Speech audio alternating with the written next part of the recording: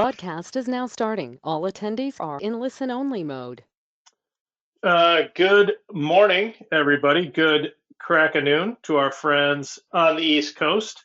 I am Todd Obert from Productive, along with Gabe Gamble of Quorum. And today we're talking instant recovery. We're talking a bunch of stuff, and it's all about Quorum. Gabe is going to present to us, and I am super excited.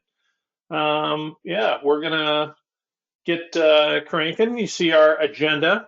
We'll meet Productive in 1 minute, talk about the Quorum Advantage and how it's integrated with VMware, the options to configure the appliance, cyber insurance approved, and much, much more. But before that, let's find out about Productive for 1 minute or less. Who is Productive Corporation? Well, I'm glad you asked, even though you're muted. Productive Corporation helps improve the security posture of mid-sized companies. How do we do it? Well, we specialize in a number of areas, and we have specialized expertise to overall understand your overall security posture. We also implement, test, and optimize. We do security assessments. We do managed detection and response, next-gen firewall, mail, and web security. We also produce a lot of third-party content. A lot of that stuff is on the web. It's the webinars that we do. All of it can be found at productivecorp.com /solving security. The bottom line is we have the resources to help you, whether it's assessment, implementation, licensing, or security services. Help at productivecorp.com. It goes to all of us. We'll get you in touch with the right group. Please use it. Well, I want to thank you for hopping on the webinar today. Quorum is it's great. We think it's a fantastic solution. We think it improves your overall security posture, and we have Gabe Gamble here to talk about it. Quorum is a U.S.-based company. I believe they came out of the Navy, and you can correct me, Gabe, if I'm wrong, but I think that's where originally your technology was born. It was designed to be for the Navy, yeah. Designed to be for the Navy. They are located all across the U.S., as Gabe says, from Hawaii to South Carolina. Gabe himself is up in Western Mass, and so we are getting to enjoy the full range of weather. I'm going to turn it over to Gabe, and as I do, let's give him a virtual round of applause. Gabe? Thank you, everybody. I am going to flip over here. Hopefully you guys will see this. Perfect. We can see it.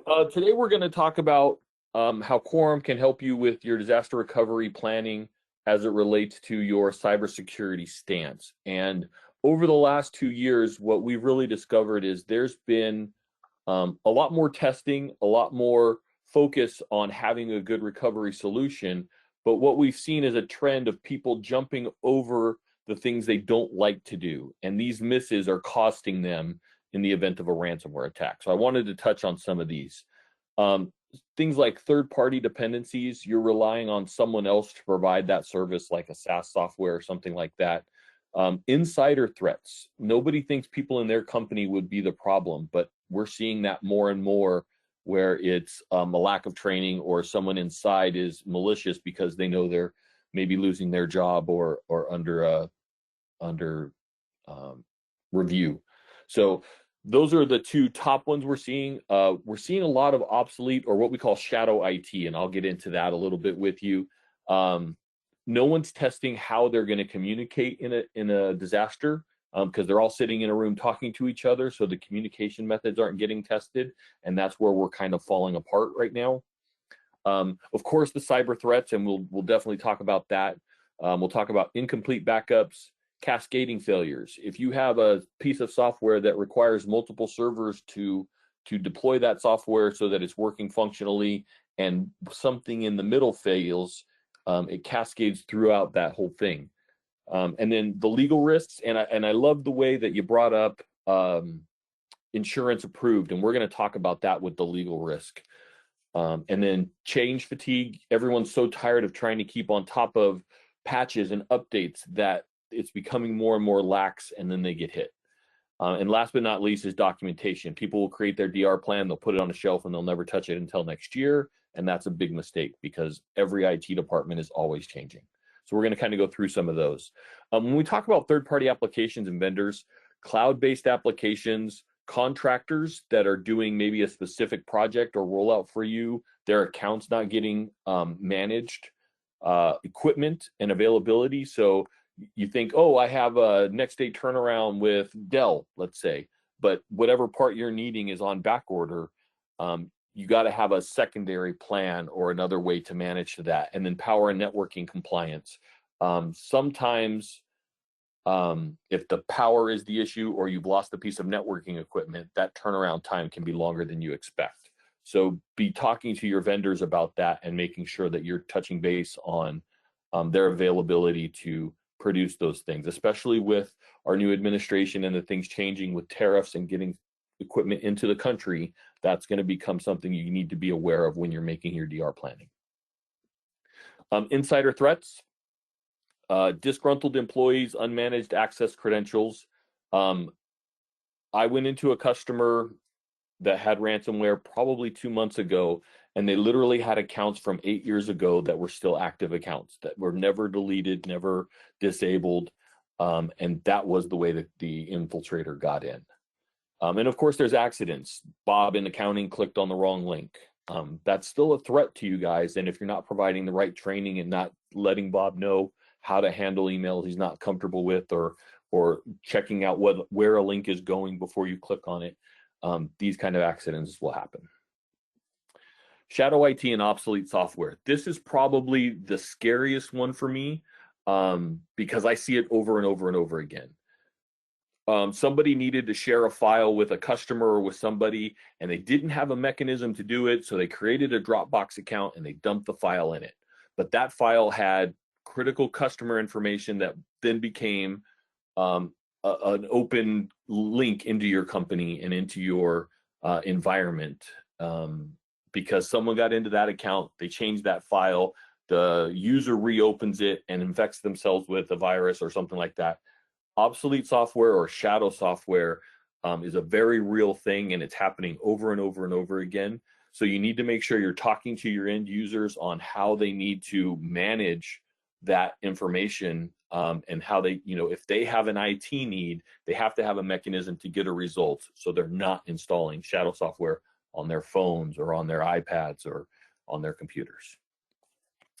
And then legal insurance risks. I'm so glad he brought this up. Too often I see people do their DR test and they're not including their insurance company.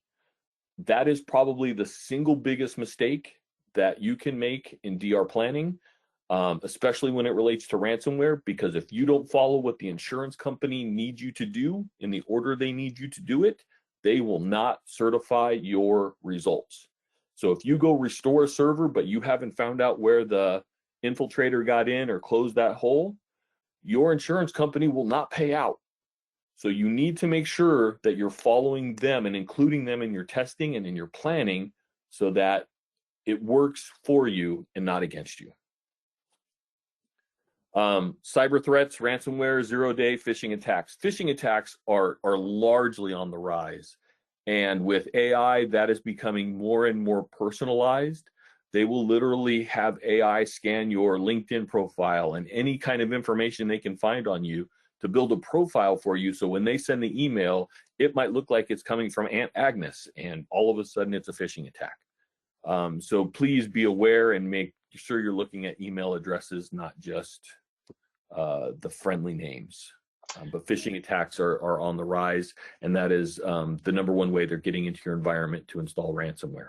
Hey, Gabe, I have a question, and I don't want to hop ahead if you're going to answer this, but is there compliance reporting within Quorum, or how do you address that from, generating reports to show that it is compliant, or it is secure? So not only do we keep reports, but we keep logs of everything. So if you were under a compliance issue and you needed to report on something that the OnQ has done, it literally has logs going back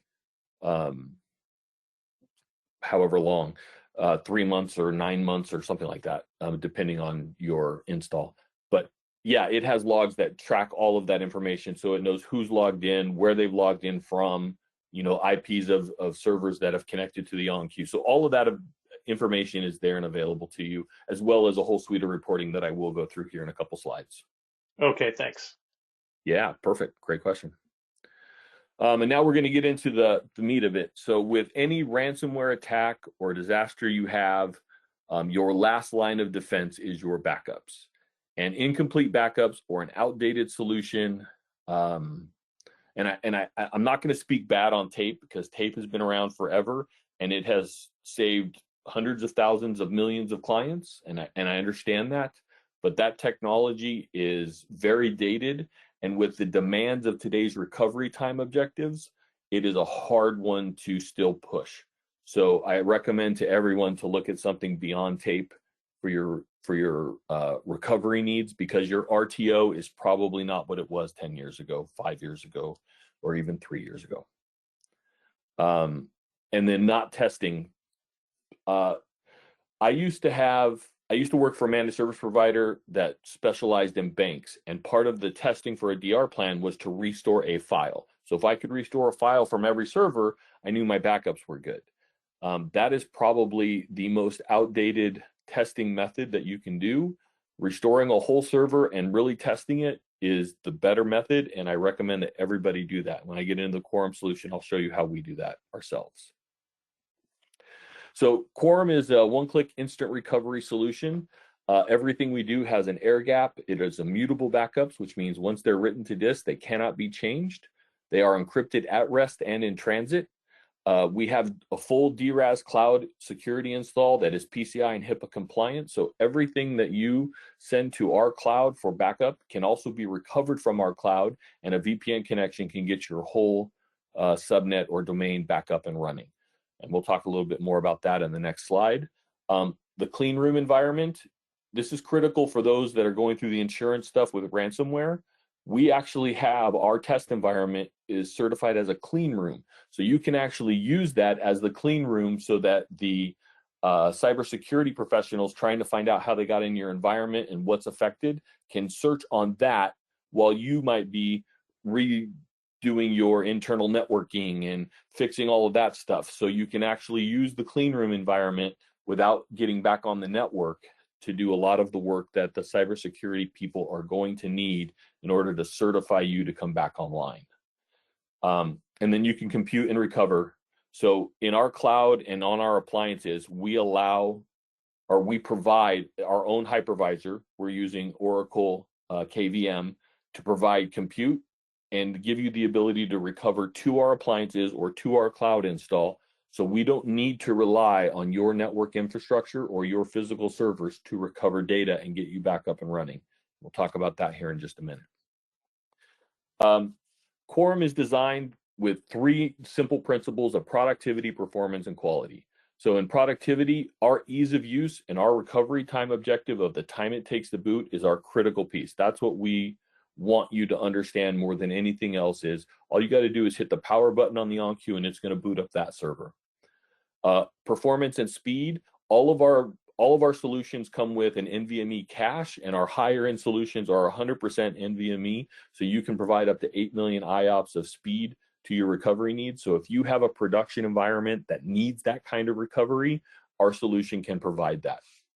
And then quality, we have never lost a customer to ransomware, so security and reliability are at our foremost. And like we were talking about earlier, we were actually designed for a naval application, so security and reliability is really kind of in the DNA of the on-queue, so that we do that from the ground up.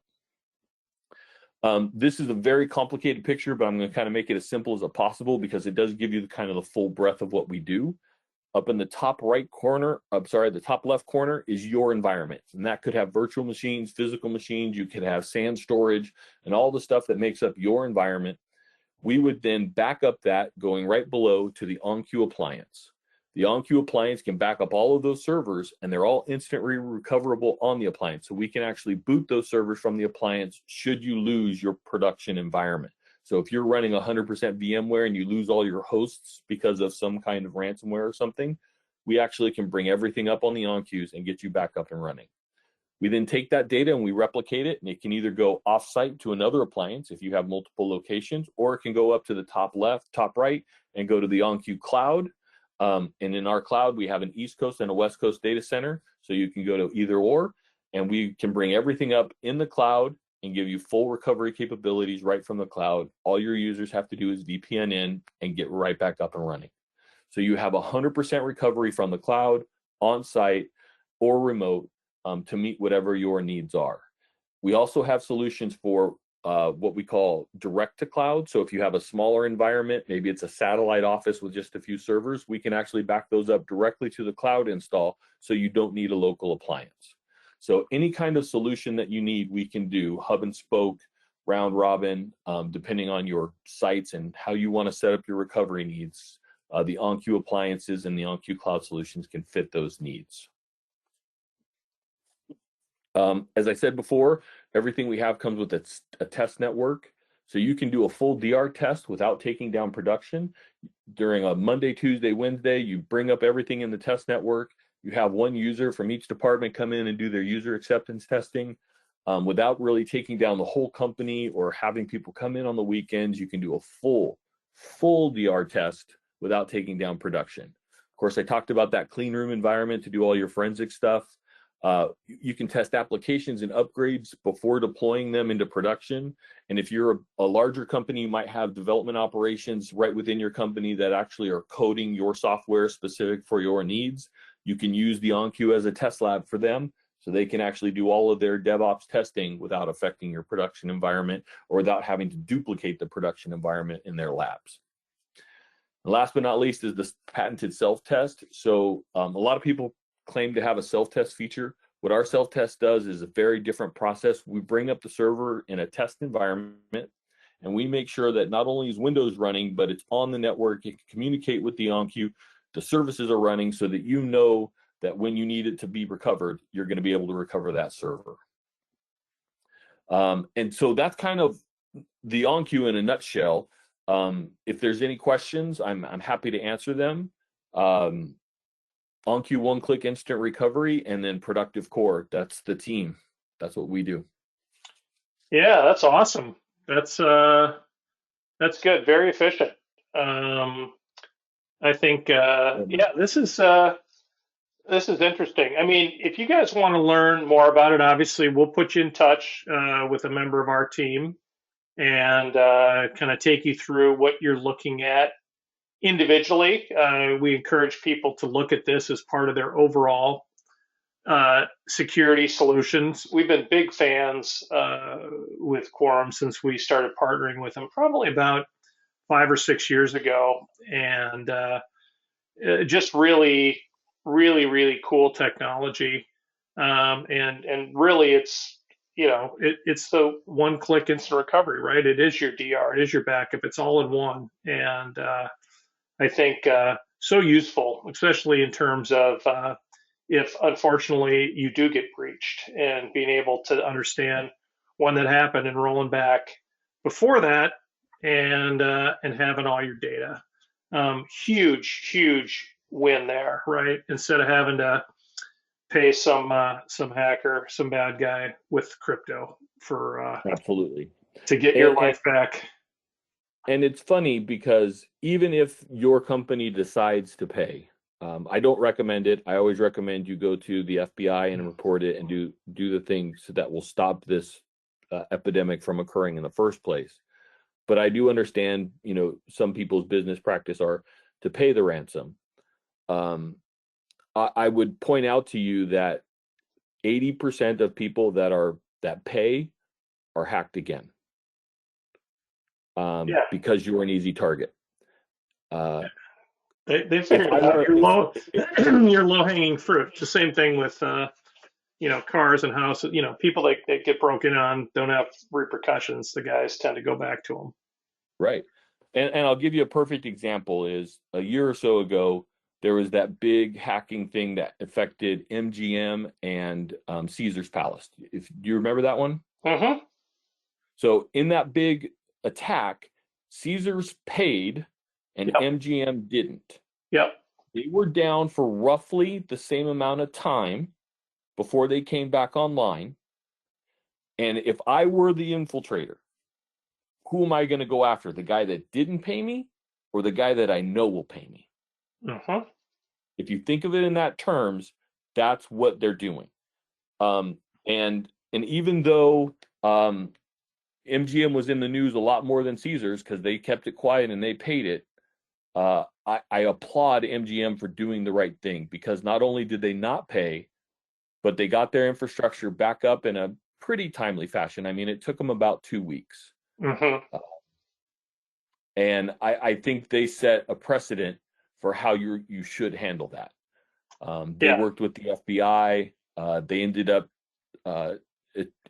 finding where it was coming from. They couldn't get the people out or press charges because of the location.